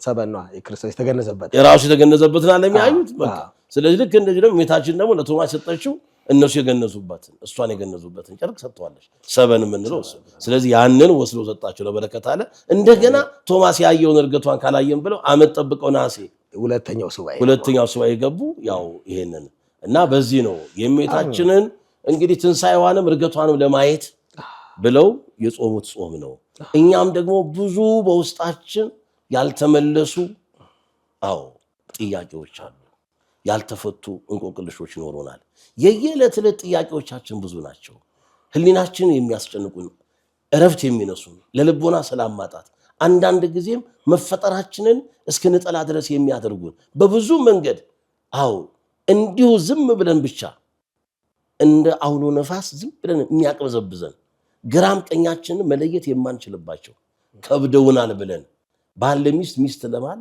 መናገር ያፈረበት ወላጆች ለልጆቻቸው ልጆች ለወላጆቻቸው መናገር ያፈሩት እንደ አማኝ በእምነታችን ውስጥ ሁሉ ጊዜ አሁን የኔ እምነት ምኑ ጋር ነው የኔ ክርስትና ምኑ ጋር ነው እንድንል የሚያደርገን ከሃይማኖታችን ጋር እንድንገዳደር የሚያደርገን እውነት የኔ ማመን ምንድነው ታዲያ በዚህ መንገድ ተፈትኝ ምንድነው ከዚህ ፈተና ውስጥ ማላልፈው ማልወጣው ከዚህ ወጥመድ ማላመልጥበት መንገድ ምንድነው ይሄ መከራ ወጥመድ የበሽታ ይሆናል የማጣት ይሆናል ከክብር የማነስ ጉዳይ ይሆናል ብዙ መንገድ ይሆናል የብቸኝነት ጉዳይ ይሆናል ወዳጆቻችንን የምናጣበት ጉዳይ ይሆናል ወደውናል ብለን ስንቀር መልሰው ጠላት የሚሆኑብን ጊዜ አለ ምንድነው እኔ ያበላው ያጠጣው ሰው ጠላት የሚሆንብኝ የሚሉ ሰዎች ሁሉ አሉ ግራ ገብቷቸው ተጨንቀው እኔ ለሰው ክፉ አይደለም ሰው ግን ለኔም ክፉ ይሆናል የሚሉ አሉ ብዙዎቹ እንዴ እኔ ወጣለሁ ከሀገር ተሰድጃለሁ በሰው ሀገር ነው ያለሁት እለፋለሁ እጥራለሁ ታች ላይ ላለው ግን አንድም ቀን ተሟልቶልኝ ያውቅም ሁሌ ጉርለቴ ነው የሚታየኝ ለምን የሆነ ባለ ነገር መርካት ለምን አልቻልኩም ለምን አምላኬን ማመስገን አልቻልኩም ይሄ ሁሉ ነገር ምንድነው በዚህ ሁሉ መዓት ውስጥ መመላለስበት አሁን ሌላ የመታት ጉዳይ አይደለም የሚያስፈልገው መታታዊ ስርዓት አይደለም አሁን ያስማት የድግምት ጉዳይ አይደለም የሚያስፈልገው ሌላ ውስጥ መግባት አይደለም የሚያስፈልገው ይሄንን ራስን ሰከን አድርጎ ሰብስቦ ህሊናን ከእግዚአብሔር ጋር ብቻ ማገናኘት ነው ሐዋርያት ራሳቸውን ሰብስበው ሱባኤ ነው ያለው አሁን ሱባኤ የምንልበት ቃል እኮ በራሱ እኮ መጽሐፍ ቅዱሳዊ ትርጉም ብንመለከተው ሱባኤ ምንድነው ሱባኤ እኮ ስንል እኮ ከእግዚአብሔር ከአምላካችን ጋር የምናደርገው ልዩ መንፈሳዊ ቁርኝት እኮ ነው እንዴ የጸሎት ጊዜ ማለት እኮ ነው እንደ መጽሐፍ ቅዱስ ማስተምሩ ስንመለከት ለተወሰነ ጊዜ ስናደርጋቸው ከነበሩት ስናከናውናቸው ከነበሩት ከዓለማዊ ነገሮቻችን ሁሉ ተለይተን በጾምና በጸሎት ከአምላካችን ከእግዚአብሔር ጋር ብቻ የምናደርገው ልዩ ግንኙነት ማለት እኮ ነው ሱባኤ ሰባ ከሚለው ነው 7 ነው የተወሰነ ቁጥር አለው አንድ ሱባኤ 7 ነው ሁለት ሱባኤ 14 ነው ሶስት ሱባኤ 21 ነው እንዲህ ያለ ይቀጥላል በቁጥሩ ስንመለከተው ነገር ግን ቃሉ የግዕዝ ቃል ቢሆንም አሁን እኛ የቁጥሩ ጉዳይ ጋር አይደለም ምንድነው ሱባኤ መንፈሳዊ ትርጓሜውን ነው መረዳት ያለብን ከእግዚአብሔር ከአምላካችን ጋር ብቻ የምናደርገው ልዩ መንፈሳዊ ቁርኝት ነው ካልን ከዓለማዊ ነገር ራሳችንን ማውጣት አለብን ከስጋ ፈቃድ ከስጋ ሐሳብ ከስጋ ስሜት ተለይተን ህሊናችንን ሰብስበን ሁለንተናችንን ለእግዚአብሔር በልጅነት መንፈስ ምርኮ አድርገን የምንሰጥበት ነው ይሄን ስናደርግ ነው እንቆቅልሽ የሚፈታው ይሄ ነው ጥያቄ መልስ የሚያገኘው ይሄ ነው ንባ የሚታበሰው ይሄ ነው የባዶነታችን ሚስጥር ወደ በረከት ሙላት እንዲቀየር የሚያደርገው ካለበለዛ አልገባንም ሐዋርያት ስለገባቸው እኮ መንፈሳዊ ቀናት አድሮባቸው እኮ ነው መንፈሳዊ ቁርኝት ማለት ይሄ እኮ እግዚአብሔር ከአምላካቸው ጋር ያደረጉት ነው ስለዚህ ጾመ ፍልሰታ ለማርያም ቅዱሳን ሐዋርያት የእመቤታችንን ትንሳኤዋን እርገቷን ለማየት ብለው ፈቅደው አንድ ዮሐንስ ወልደ ነጎድጓድ የእመቤታችን ስጋ የት እንዳለሽ ነግሯቸው ያንን እንደገና ለምን ለኛስ ብለው ወስዶ እንደገና ያንን መጥቶ ሰጣቸው በመጀመሪያው ሱባኤ መልስ ያገኙበት ወስደው በጌቴሴማኒ ቀብረዋታል እውር ቀብረው እሷ ማክሰኞ ተነስታለች ቀብሯት እንጂ ስትነሳ አላዩም ስትነሳ ደግሞ ያያትና ስታርግ ማን ተገኘ ቶማስ ደግሞ መጣና ጠየቃቸው እነሱ ደግሞ እንዴ እኛማ ወስደን ቀብረናታል ሲሉት ሞት በጥበናሲ መቃብር አላምንም ያሉን አነስተናል ስለዚህ አንተ ተጠራጥረ ሰውን ማታጠራጥራ አለው ቅዱስ ጴጥሮስ ናብሩ ወሰዶ ወደ መቃብሩ የለችም አታምኑኝም ብዬ ነው እንጂ ያስኩትን ማይጃለው የሰጠችኝ እናንተ ገነዛችሁባት ያሰበነው ብሎ አሳያቸው ያን እንደገና ደግሞ ፈቅደው እንደገና ትንሳኤሽን ካላየን ብለው እንደገና ይሄንን እንግዲህ ይሄ ነው ስለዚህ እኛም ብዙ የልቦናችን መሻት እንዲፈጸም ብዙ መሻት አለ አይደል ውስጣችን እንደ ሰውኛው ግን እኛ ሁሉ ጊዜ መሻት የምንለው ስጋዊ ፍላጎታችን ላይ ነው መሻት የምንለው ስጋ አይደለም መንፈሳዊ ጉዳይ መጀመሪያ መቅደመ ህሱ መንግስቱ ወጽድቁ አስቀድማችሁ አዎ መንግስቱና ጽድቁን እሹ ነው። ጽድቁንም መንግስቱንም መሻት ያስፈልጋል። መጀመሪያ መቅደም ያለበት በህይወታችን መንፈሳዊ ጉዳይ ይሄን ማድረግ ያለበት። ቀሲስ የሚገርም እይታ ነው ያሳዩንና እኔ አሁን ከርሶ የወሰድኩት ነገር ሁለት ነገሮችን አየው። አንድ ሱባኤው በራሱ እመቤታችን ቅድስት ድንግል ማርያምን የምናስብበት ነው። ሁለተኛ ደግሞ ራሳችንም ጭምር የምናስብበት ነው። የራሳችንን አሁንም ነካ አድርገውልናል፣ ገና እንመጣለን። በደንብ አድርገው ይነግሩናል ጾሙ እንዴት መጾም እንዳለብን የሚለው ላይ ምናልባት ወደኋላ እርሶ ላለመመለስ እዚች ጋር ከድንግል ማርያም የተገናኘ ነገር ልጠይቆ ታሰብኩ። እንደሚያውቁት አሁን ልክ ጾመ ፍልሰታ ላይ ያለ ነው። በተለይ አሁን በዛኛው ሳምንት ብዙ ፕሮቴስታንቶች እኛ ለሱባኤ ደፋ ቀና ስንል በሚዲያ ላይም ብዙ ማስታወቂያ ለሰሚነሽ ኪዳነ ምሕረት ለምንድነው ቃጥላ ማርያም ለተለያዩ በቃ ሰው ሱባኤ የሚገባበት የእርሶም ደብር ሊሆን ይችላል፣ ወደ አስኮ ገብርኤልም ደብረ ገሊላ ቅዱስ አማኑኤልም ይሆናል፣ እንጦጦ ኪዳነ ምሕረትም ሁሉም ዝግጅት ላይ ሆኖ ወደዛ ትኩረቱን ባረገ ሰዓት ሚዲያ ላይ እየመጡ ምንድነው እናንተ ጾም እያሉ ጾማችንን የሚተቹ ፕላስ ደግሞ እናታችን ቅድስት ድንግል ማርያምን ልክ እንደ አይሁድ ተረፍ አይሁዶች አሉ አሁን በዚህ ዘመንና እንዲያው ቀሲስ ለነዚህ አይነት ሰዎች እንደው ምን ይሏቸዋል? ለሚሳደቡ የስድብ ሀብት ተሰጠው እንደሚል ራዕየ ዮሐንስ ላይ የስድብ ሀብት ተሰጥቷቸው ድንግል ማርያምን ከፍ ዝቅ የሚያደርጉበት የሚያጥላሉበት፣ እሷም እንደኛ ሰው ናት፣ ምንም እኮ ናት፣ እሷ ሞታለች አልተነሳችም እያሉ እናንተ ዝም ብላችሁ ነው የምትደክሙት ይሉናል የኛን ነገር ባለማወቅና ምናልባት እስቲ ቀሲስዬ ይቺን ሐሳብን እንዲያው ለአድማጭ ተመልካቾቻችን እንዲያው ይንገሩልንና ወደዛ ደግሞ ቀጣይ እንገባለን። እኔ አባት መልካም ነው እንግዲህ አሁን ስናነሳ ያው ምንድነው የሞኝ ለቅሶ መልሶ መላልሶ ይላሉ። እንግዲህ በብዙ መንገድ ያው ራሱ ሐዋርያው ቅዱስ ጳውሎስም ተናግሯል በሁለተኛ ቆሮንቶስ 4:3 ላይ ይሄ ወንጌላችን የተከደነ ቢሆን እንኳን የተከደነባቸው ለሚጠፉ ሰዎች ነው ይላል። የእግዚአብሔርን ታላቅነት የክርስቶስን የብርሃን ወንጌል እንዳያምኑ ለሚጠፉ ሰዎች የዚህ ዓለም ገዢ ሕሊናቸውን አሳወረባቸው ይላል። በቃ በብዙ መንገድ መጀመሪያ አንድ ሰው እግዚአብሔርን ለማወቅ ከእግዚአብሔር የሆነውን ነገር ለመረዳት የራሱ ፈቃደኛነት ግድ ያስፈልገዋል። ይሄ ከሌለው ግን ራሱ እግዚአብሔር ቅዱስ ጳውሎስ አሁንም እንደተናገረው አይምሮን ለማይረባ ነገር አሳልፎ ይሰጣል። ይሄንን ልንረዳ ይገባል። ስለዚህ በዚህ መንገድ ነው የምናያቸው። ሕሊና እንዲሰጣቸው ማስተዋል እንዲሰጣቸው ለዚህ እኮ ነው ሐዋርያው ቅዱስ ጳውሎስ ለመንፈስ ቅዱስ ለእምነት ልጁ ለጢሞቴዎስ በነገር ሁሉ ጌታ ማስተዋሉን ይስጥህ ይለዋል። ከባድ ነገር እኮ ነው ማስተዋል ይስጥህ። ትልቁ ነገር ይሄ ነው። ምክንያቱም የማያስተውል ሕዝብ ይጠፋል፣ ይገለበጣል ይላል መጽሐፍ። አዎ መጽሐፍ ቅዱስ ነው የምንናገረው። አሁን እንደሌላው ተረት አንስተን ነገር አዋስተን ከዛ ጋር ብለን መጽሐፍ በኋላ ያስፈልገው መጽሐፉ የሚለውን ነው። እመኒ ወበው ለምን ያልዋለው መጽሐፉ የሚለው እውነት ነው በቃ ይሄው። ስለዚህ ማስተዋል ግድ ያስፈልጋል። ህዝቤ ዕውቀት ከማጣቱ የተነሳ ጠፍቷል ይላል። ስለዚህ አሁን እኛ ማወቅ ምን ነው መረዳት ምን ነው መጽሐፍ ቅዱስን ማንበብ ነው፣ ምዕራፍና ቁጥር መሸምደድ ነው። ስጋና ደም ይሄን ሚስጥር አልገለጸልህም አይደለም እንዴ ያለው ቅዱስ ጴጥሮስ በፊልጶስ ቂሳሪያ ግዛት ለተጠየቀው ጥያቄ መልስ ሲሰጥ እንዳይመካ ስጋዊ ደማዊ አዎ ዕውቀት አይደለም የገለጸልህ። አንድም ስጋዊ ደማዊ ወደም ምድራውያን የሆኑት የስጋ መምህራኖቻችን አይደለም መምህሮች አይደሉም ይሄን የገለጹልህ ማለት እኮ ነው። ስጋዊ ደማዊ መምህር አልገለጸልህም፣ ስጋዊ መምህር ማለት ነው። ይሄን አልገለጸልህም። ያንተም አለ የምትለው ዕውቀትህ አይደለም ይሄን የገለጸልህ፣ በሰማያት ያለው አባቴ ይሄን ሚስጥር ገልጾልሃል አለው።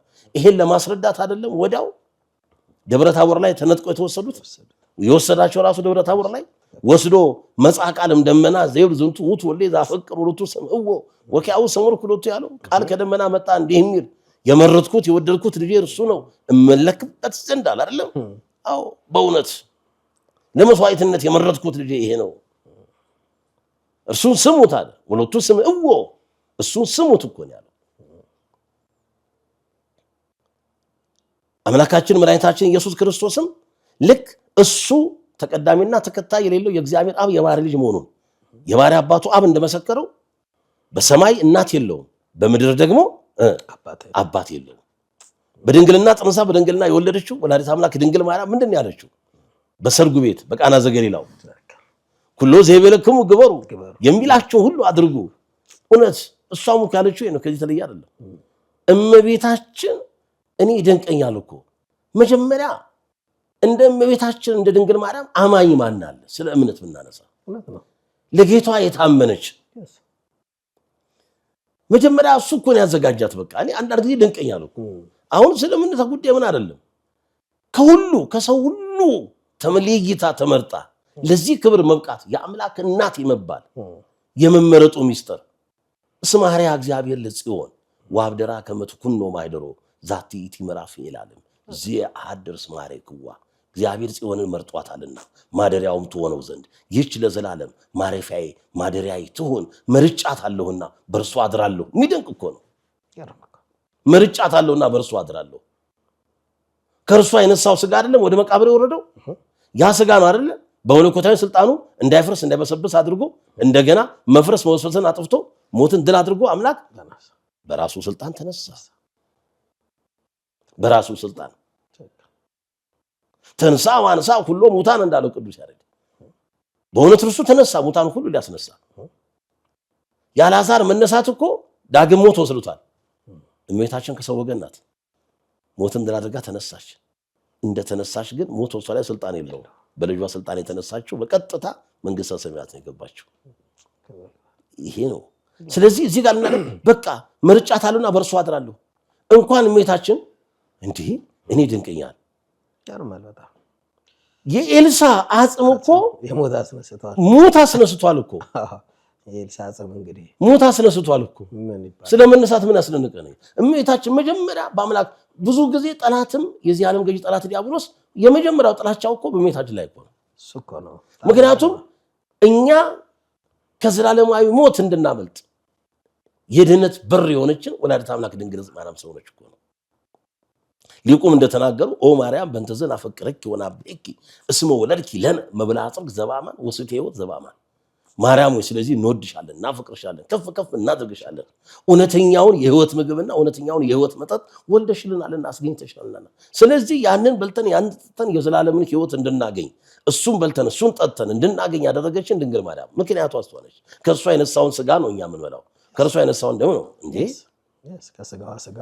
ይህ ስጋ አማኑኤል ከድንግል ማርያም የነሳው ስጋ ነው አይደል የሚለን ካሉ ታዲያስ እንዴ ይሄንን ነው። ስለዚህ ጠላት ዲያብሎስ እንዴት አይቃጠል እንዴት አይነድ? ለዚህ ነው በአንድም በሌላ መንገድ ይሄ ደግሞ ያስደንቀን አይገባም። ማደሪያውን እንደሚሰድብና በማደሪያ ላይ ጥላቻ እንደሚያን እንኳን ማደሪያውን በማደሪያው ውስጥ ያለው ባለቤቱን ራሱ አምላካችን መድኃኒታችን ኢየሱስ ክርስቶስ ነው እንኳን ድንግል ማርያም። ስለዚህ ይሄ ያስደንቀን አይገባም በብዙ መንገድ። እኛ ግን ብዙ መንገድ ሊሉ ይችላሉ። ምክንያቱም ጠላት ነው። አሁን ጊዜ አሁን ሌላ ነገር እኮ አይደለም እኛ በያዝነው ነገር ላይ ነው ሁሌ ይምጣሲ ጾም ሲመጣ አሁን ጾም ወዳዴ ሲመጣ በጾም ላይ ሌላ ትችት በምን ይዘው አሁን ጾም ፍስሕታ ሲመጣ እኛ እኮ ድንግል ማርያምን ከአምላካችን ከመድኃኒታችን ከኢየሱስ ክርስቶስ በላይ ክብር እየሰጠናት ነው አይደል? ያን አይደለም ከፈጣሪ በታች እንዴ ስሟ ራሷ እኮ ነው እንዴ የተሰጣትም ጸጋ መተተ ፈጣሪ መልዕልተ ፍጡራን እንዴ ከፈጣሪ በታች ነው ማይደጓ ስልጣኗ ደግሞ ከፍጡራን ሁሉ በላይ ነው። ግልጽ እኮ ከፍጡራን ሁሉ በላይ ነው። እሷም አላለችም እንጂ ወቲቤ ማርያም ታብዮ ነፍሴ ለእግዚአብሔር ወስታሴ መንፈሴ በአምላኬ ወመድኃኔ እስመ ሪህ ሕማማ ለዓመቱ ናሁም ጊዜ ሲያስተበጹኝ ሁሉ ትውልድ እንዴ ሉቃስ 1 ላይ ስንመለከት ከቁጥር 46 ጀምረን እንዴ ማርያምም ማለሽ ነፍሴ ጌታን ታከብረዋለሽ መንፈሴ በመድኃኒቴ በእግዚአብሔር ደስ ይላታል። የባሪያይቱ የአገልጋዩን መዋረድ ታናሽነት አይቷልና እነሆ ከዛሬ ጀምሮ ትውልዱ ላይ ያመሰግኑኛል። ለምን እርሱ በእኔ ላይ ታላቅ ስራ አድርጓልና። የሚደንቅ እኮ ነው። እንኳን በእመቤታችን ላይ በቅዱሳኑ ላይ እኮ ታላቅ ስራ ተብሏል እኮ በስነ ስርዓት ትክክል። በመረጣቸው ወደዳቸው አከበራቸው ላይ መዝሙር 67 መንክር እግዚአብሔር በላለ ቅዱሳን እግዚአብሔር በቅዱሳኑ ላይ ምንድነው ድንቅ ነው። በእመቤታችን ላይ ታላቅ ስራ አድርጓል።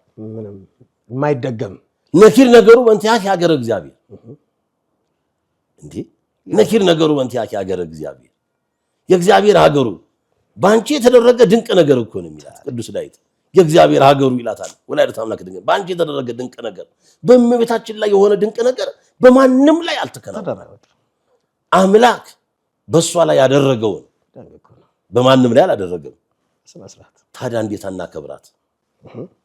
እሷ ራሷ ተናግራ አንዳንድ ጊዜም እኮ ይህንን የእርሷን ንጽህና፣ ልዩ ቅድስና፣ ልዩ ድንግልና፣ ልዩ አማላጅነት፣ ልዩ እናትነት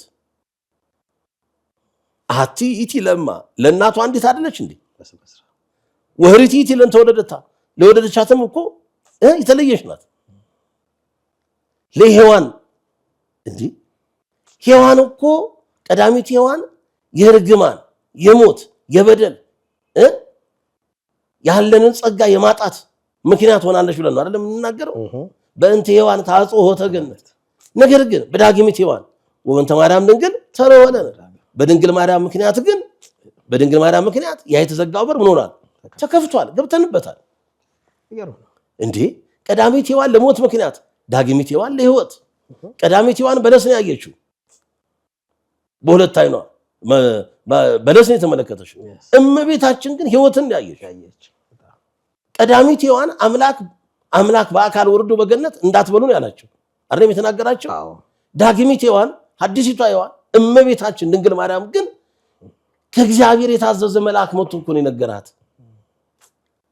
ሉቃስ 1:26 ላይ ወበሳድስ ወር ተፈነወ ገብርኤል መልአክ እምኀበ እግዚአብሔር፣ በስድስተኛው ወር ከእግዚአብሔር አብ ዘንድ ተልኮ መጣ ናዝሬት ገሊላ ወደምትባል። ያ ማን ነው? ቅዱስ ገብርኤል፣ የመጀመሪያ ሰባኪ ወንጌል፣ አብሳሪ ትስብእት የምንለው፣ መጋቢ አዲስ የምንለው ብስራታዊ መልአክ መጥቶ ይነገራት። ወበሳድስ ወር ተፈነወ ገብርኤል መልአክ እምኀበ እግዚአብሔር፣ ከእግዚአብሔር ዘንድ ተልኮ የመጣው በስድስተኛው ወር ገብርኤል መልአክ ከእግዚአብሔር ዘንድ ተልኮ መጣ እምኀበ እግዚአብሔር። ለቀዳሚት ሔዋንና ለዚያኛው ለቀዳማዊ አዳም እግዚአብሔር በአካል ወርዶ የተናገረው። ለቀዳሚት ሔዋን እግዚአብሔር በአካል ተናግሮ አትብሉ ብሏቸው በልታለች። ድንግል ማርያም ግን ከእግዚአብሔር የታዘዘውን መልአክ ሰምታ ተቀብላለች። ነገር ግን አምና ለመቀበል ደግሞ ጥያቄዋን አቅርባለች። የእመቤታችን ጥያቄ ደግሞ ያቺ ታናሽ ብላቴና የምታቀርበው ጥያቄ መልአኩንም አስደንቆታል፣ ግራ ጋብቶታል እኮ ጥያቄዋ። እውነት ነው።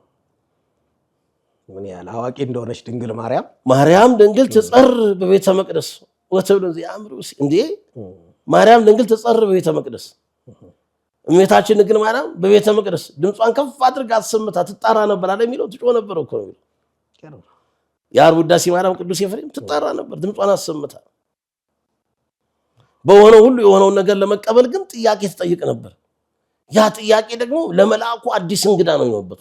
ለመጋቢ አዲስ ቅዱስ ገብርኤል እመቤታችን ትጠይቅ የነበረው ወንድ ሳላውቅ ይሄ እንደምን ይሆንልኛል? የሐሳብ ድንግልና እኮ ነው። ለአቅመ ሔዋን የደረሰች ሴት ወደፊት ያላትን ጉዳይ ታውቀዋለች መቼም። ወደ ትዳር ሕይወት ውስጥ ምን የሚሆን ነገር ወሳቢ። እመቤታችን ግን ውስጥ የሐሳብ ድንግልና በቃ ብቻ የሚያረጋት ይሄ ነው። ልዩ በሐሳብ ድንግልና ድንግል ተስጋ ወልዲና ትክክል። እውነት ነው። ስለዚህ በዚህ መንገድ የሁሉ ነገር ተደርጓል። ስለዚህ አሁን በብዙ መንገድ ወገኖቻችን ሳይረዱ ይመጣሉ እና ብዙ መንገድ የሚሉት ነገር አላቸው። ዛሬም እኛም ባወቅነው በተረዳነው ነገር ልክ እኛ አምነን ተዘጋጅተን መጠበቅ ነው። ለሚጠይቁን ሁሉ በውስጣችን ስላለው ተስፋ ዘወትር ለሚጠይቁን ሁሉ መልስ ለመስጠት እንዘጋጅ። ድንግል ማርያም እነሱ እንደሚሉት ይሄ እንዴ እንኳን ሞቶ አለን እኮ ነፍሱ ከስጋው ተለይታ በድኑ እንኳን ሙት አስነስቷል የኤልሳ። እመቤታችንማ የአምላክ እናት ነች። የትንሣኤው ባለቤት ጌታ አነ ውእቱ ትንሣኤ ወሕይወት፣ ትንሣኤና ሕይወት እኔ ነኝ ብሏል ዮሐንስ 10:1-25 ላይ። ትንሣኤና ሕይወት እኔ ነኝ ብሎ በማረታ ላይ ይህን ድንቅ የሆነው የትንሣኤ ባለቤትነቱን የሰበከ ጌታ የእሱ እናትማ ሆና እንዴት ነው? አምላክ እኮ ያዳለው ለሞትም እኮ እንድትሞት አድርጓል። ሞታለች እኮ ነፍሷ ከስጋዋ ተለይቷል። ቀሲስ የዚህች ጋር ያዙልኝና የቅዱስ ጴጥሮስ ጥላ እኮ የሞት አስነስተዋል። አሁን ሞት ቁም ነገር ነው። ሞታ ተነስታች ሲባል እኮ ይሄን ያህል ቁም ነገር ያነሳው አልዓዛር ሞቱ ተነስቷል። ነገር ግን መልሶ ግን አልዓዛር ሞቷል። ትክክል። አልዓዛር 40 ዘመን የቆየው በዚህ ምድር ላይ ኤጲስቆጶስነት ይዞ አገልግሎ ጌታውን ተመልሶ አርፏል። ምን ይጠብቃል አልዓዛር? ዳግም ትንሣኤ ይጠብቃል። ትንሣኤ ዘጉባኤ ይጠብቃል አልዓዛር። እመቤታችን ግን ትንሣኤ ዘጉባኤ አትጠብቅም። ልዩነቱ ይሄ ነው እንዴ! በቃ እውነት ነው። በቃ ተነስታለች። አንዴ አነሳሷም እንደ ልጇ ትንሣኤ ነው ብለናል። በቃ ስለዚህ ይሄን ስንናገር በብዙ መንገድ ግራም ይጋባቸዋል። መጽሐፉን ግን ስናይ ይሄ ነው አለ። ስለዚህ አሁን የእመቤታችን ክብር እኮ ነው የአቢ ክብራ ለማርያም ሁሉ ቅዱሳን የእመቤታችን ክብር ከቅዱሳን ሁሉ ክብር ይበልጣል ስንል እንግዲህ እኛ አይደለንም ምንድነው ያለችው ያቺ ቅድስት ኤልሳቤጥ እንኳን ከመገረም ካድናቆት የተነሳ ብጽዕት አንቲ እንተ ታምኒ ከመ ይከውን ቃል ዘነገሩኪ ማበ እግዚአብሔር ከእግዚአብሔር የተነገረውን ቃል አምነሽ በመቀበልሽ አንቺ ንዕድ ነሽ ክብርት ነሽ አለቻት እመቤታችን ከእግዚአብሔር ቃል ለምን ቀዳሚት ሔዋንን እኮ ነው ንጽጽር አምጣ ቀዳሚት ሔዋንን ነው ያሰበቻት ቅድስት ኤልሳቤጥ እኮ ናት እመቤታችን የጌታዬ እናት ወደ እኔ ትመጣ እንዴት ይሆናል ካለች በኋላ ከእግዚአብሔር የተነገረውን ቃል አምነሽ በመቀበል አምና በመቀበል እመቤታችን ደግሞ አምና ነው መቀበል ያምላክን እንዴ ማን ነው ይሄን ያለው ያለ ጥርጥር መጀመሪያ ጠየቀች ከጠየቀች በኋላ ተረዳች ገብርኤል ባላት ነገር ለእግዚአብሔር የሚሳነው ነገር የለም ሲላት ዘጋው በቃ በኤልሳቤጥ ላይ የተደረገውን የሆነውን ነገር አይደለም አዎ ትክክል ያረመና ወላሂ ኤልሳቤጥ እንተ ማዝማድክ ይትኒ ጽንሰት ወረከበት ወለ በልቃታ ወበርሳቲያ ወር እነሆ ወገንሽ ኤልሳቤጥ ካረጀች ካፈጀች በኋላ ጸነሰች ጽንሷም ታወቀ እነሆ ይሄ ስንት ወር ሆነ 6 ወር ሆነ አላት ወላሂ ኤልሳቤጥ እንተ ማዝማድክ ይትኒ ጽንሰት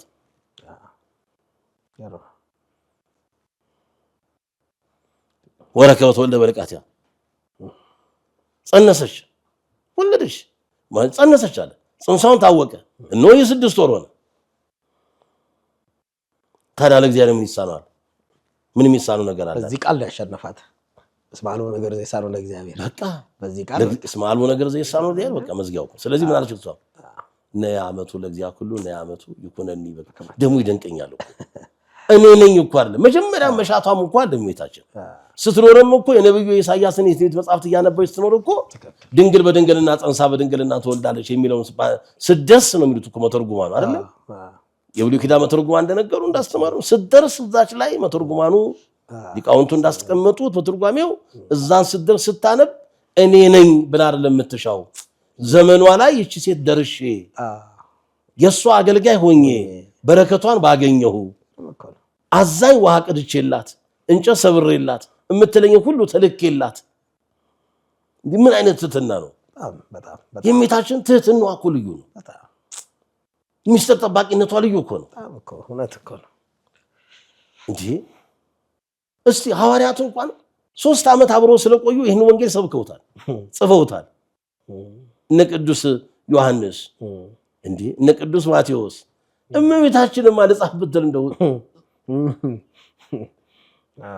በጣም ከባድ ነው ብዙ ነገር ነው ያስተናገደችው እንዴ ይሄ እኮ ማሰብ እኮ ነው የሚጠይቀው ማሰብ ነው የሚጠይቀው ይሄን ደግሞ ለማወቅ መስጠት ራስን ቅድም ለፈቃድ ራስን ፈቃደኛነት ከምንም ነገር በላይ በስጋ ፈቃድ በስጋ ሚስጥር እንደው ለመተቸት እኔ ድንቀኛል ዛሬ ብዙ እኮ አይተናል አይደል በዘመናችን እንደገና የሞተውን ሰው አስነሳለሁ እያሉ ሲቀበጣጥሩ የነበሩ ሰዎች ሁሉ እኮ ገጥሞናል እኮ በዚህ ዘመናችን ወደ እስር ቤት ገቡ እንጂ ብዙዎቹ እኮ ገቡ ወደ እስር ቤት መነሳት አልቻለም አስክሬን አውጥተው በቃ ምን ያርጉት በብዙ መንገድ ብዙ እኮ ያየነው እኮ ነው ግን እንዳንረዳ ማን ለዚህ እኮ ነው በእውነት ልክ እንደ ገላትያ ምዕመናን ቅዱስ ጳውሎስ እንደተናገረው ኢየሱስ ክርስቶስ በፊታችሁ እንደተሰቀለላችሁ ሆኖ ተሰቅሎላችሁ ሳለ እንዳታስተውሉ አዚም የጣለባችሁ ስለዚህ አዚም እንጂ እመቤታችን አሁን መነሳቷን ብናይ ምንድነው የአምላክ እናት መነሳት እንዴ የህይወት የትንሣኤ ባለቤት ጌታ እናት እኮ ነች ስለዚህ እኛ እንደው መጽሐፍ ቅዱስን መሰረት እናደርጋለን እንዴ በመዝሙር 130 ቁጥር 8 ላይ ተጽፎልን ይላል እንዴ ተንስ እግዚኦ ውስተ ዕረፍትከ አንተ ወታቦተ መቅደስከ አቤቱ ወደ ዕረፍት ትነስ አንተና የመቅደስህ ታቦት ይለዋል የሚደንቅ ነው ይሄን በደንብ አድርገው ያመሳጥሩት ጊዜ የለንም አቤቱ ወደ ዕረፍት አንተና የመቅደስህ ታቦት ስለዚህ ሊያስደንቀኛ በምን ይዛት ነገር አሁን እመቤታችንን ልክ በይበልጥ ምናስብበት አሁን እኮ እርግጥ ነው ጾመ ፍልሰታ ለማርያም የሚታሰበው የእርሷ የእመቤታችን የእሷ ብቻ ነው አሁን ወደ አገልግሎቱን ብንመጣ አሁን በመልካ ሕማማት ላይ ስንመጣ አሁን እዛ ሰሙነ ሕማማት የክርስቶስ ሕማሙን መከራውን እያሰብን ነበር ያሳለፍነው ስናሳልፍ የነበረው 5500 ዘመን የጨለማውን ዘመን አይደለ ኦሪት እያነበብን የነቢያቱን ትንቢት እያነበብን አይደለ ሰላምታው መልካም ሕማማት ሰላምታው አይደለ የሰባቱ ጊዜያት እየደረሰ በየሰዓቱ አይደለ ያን ሰዓቱ አለ የ3 ሰዓቱ አለ የ6 ሰዓቱ አለ እያልን መስና ሊቃውንት ሲያደርሱ የነበሩት ከዛ ጀምሮ እምናነበው ያን አልነበረም? ሕማሙን መከራውን ድርሳነ ማይሁን ድርሳነ መስቀል እሱ ዓለም እንሰማው ከእያንዳንዱ ከክርስቶስ መከራ ጋር መስቀል ጋር አይደል ያ ተነጻጽሮ ያለው። እቺ ደግሞ ጾመ ፍስሕታ ለማርያም በይበልጥ የምናስባት አሁን እንጂ ክርስቶስን አናመልክም እኮ አይደለም። የሚመለከውማ እርሱ ነው። ማን አለና ሰዓታቱ ጋር ኮመንጣቱ እኮ ነው። ስንጀምር የሰዓታት ጸሎት አለ ሌሊት የሚቆም 6 ሰዓት አንዳንድ ቦታ ላይ 5 ተኩል ተደውል። ለምሳሌ አሁን እኛ ጋር 5 ሰዓት ከሌሊቱ አስኮ ደብረ ገነት ቅዱስ ገብርኤል አሁን ስናወጣ 5 ሰዓት ምሽት ይደወላል። 5 ተኩል ወደ ሰዓታቱ ይጀምራል። ይሄ ነው የተያዘው። ስለዚህ በዚህ አይነት መንገድ አገልግሎቱ ይቀጥላል። አሁን ሰዓታቱ ጸሎት አለ እዛ ላይም ያኔ ማንን ነው እስኪ እዛ ጋር የምንጠራው ማን ነው እስኪ የሚመለከው እኮ አዎ ከሱ ውጭ ማን አለ? አምልኮት የባህሪ ገንዘቡ የሆነው አምላካችን መድኃኒታችን ኢየሱስ ክርስቶስ ነው። በዚህ ውስጥ ደግሞ እመቤታችን ትነሳለች። እኛ አይደለንም።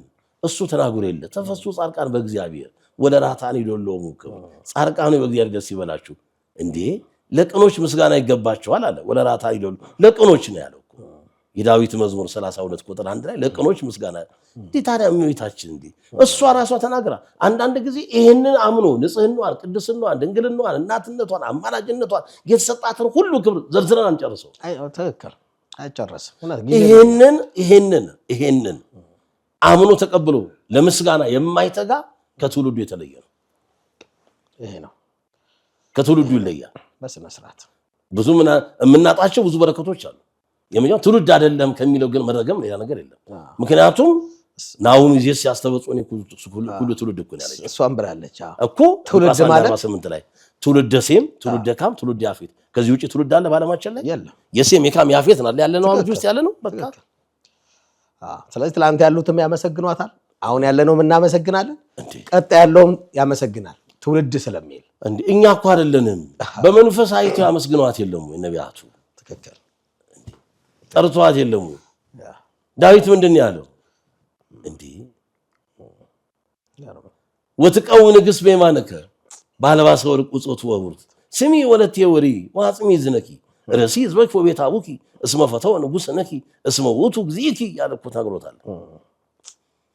ንግስቲቷ በቀኝቱ ቆማለች አለም ያለው ወርቀ ዘቦ ግምጃ ለብሳ ትገይቱ በቀኝቱ ቆማለች አለው።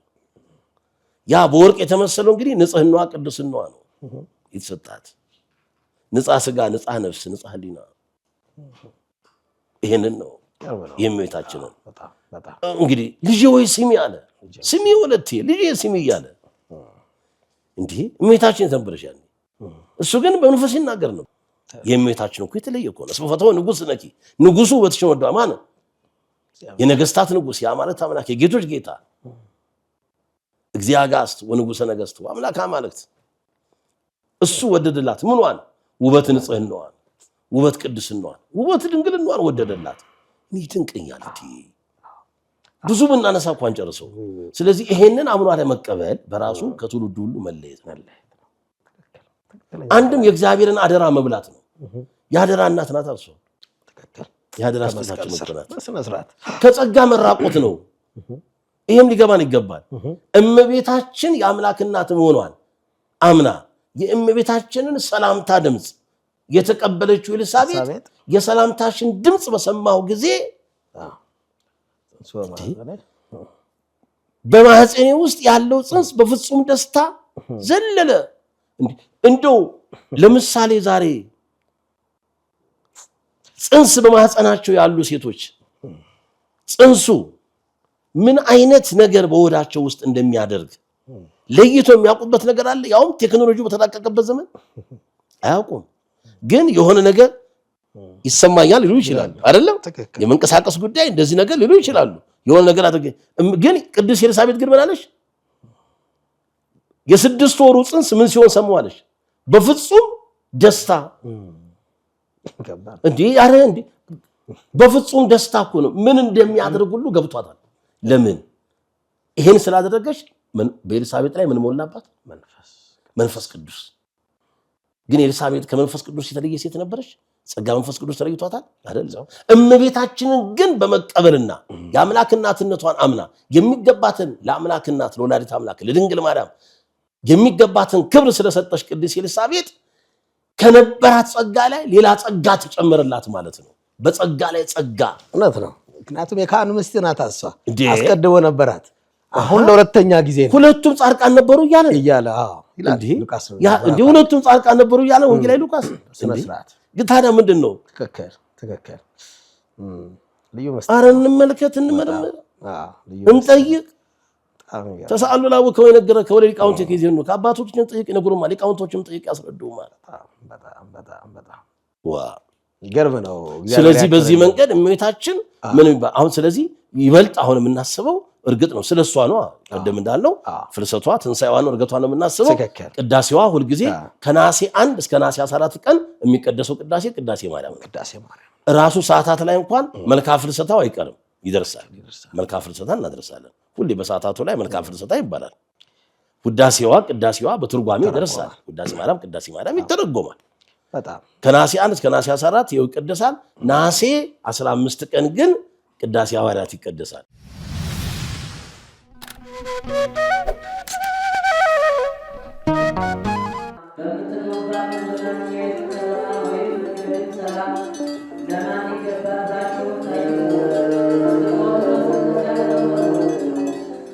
የሐዋርያቱን ጾም ማሳረጊያ በመብላት መጠጣት ብቻ እንዳናሳልፈው የእመቤታችንን ስደቷን መቀበያም ቢሆን ምጽዋት በመላክ ከሙታንሳ ማር ቅዱስ ሚካኤል አንድነት ገዳም መነኮሳት ጋር አብረን ለምን በረከት አንካፈልም? የተዋህዶ ልጆች የገዳም አባቶቻችን ጩኸት ሊያበቃ ከችግራቸው ሊላቀቁ የጨለመው ሊነጋ ሲል ደግሞ ክረምቱ መጥቶ ገዳማውያኑን ፈትኖብናልና አባቶቻችንን ከክረምቱ ጎርፍና ፈተና ኑ እንታደጋቸው። ዛሬም እንደ ትላንቱ ለጥቂት ጊዜያት ብቻ የሚቆይ ድጋፎን ለሙታንሳ ማር ቅዱስ ሚካኤል አንድነት ገዳም ይላኩ።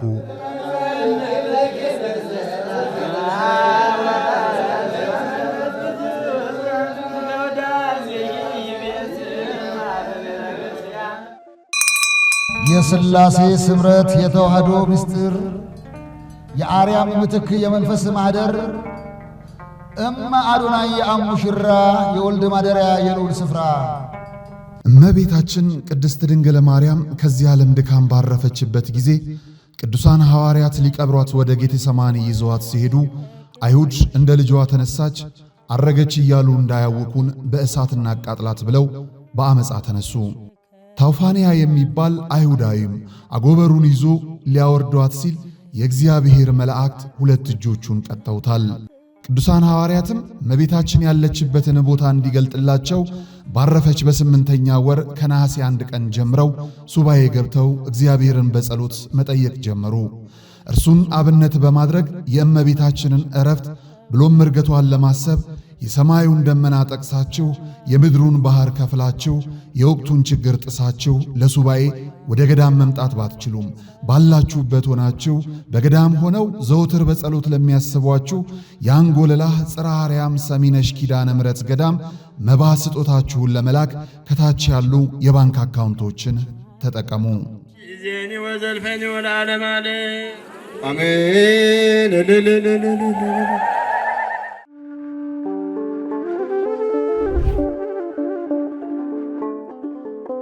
በዘመን ብዛት እርጅና ተጫጭኖት በሰው ማጣት መቅደሱ ለፈረሰው ጣጃ አቧዌ ገብረ መንፈስ ቅዱስ ማን ነው ቀድሞ የሚደርሰው? ምድሩ ለምለም ሀገሩ የጀግና ጦርነት ፈተነው እንጂ የማያውቅ ልመና። ዛሬ ግን አዛውንቶቹ ጉልበት ከርቷቸው ወጣቶቹ ግራ ገብቷቸው የአቡዬ ቤተ መቅደስ ሊፈርስ ተቃርቧልና ስለ አቡዬ ብላችሁ የጻድቁን ቤተ መቅደስ እንገንባ።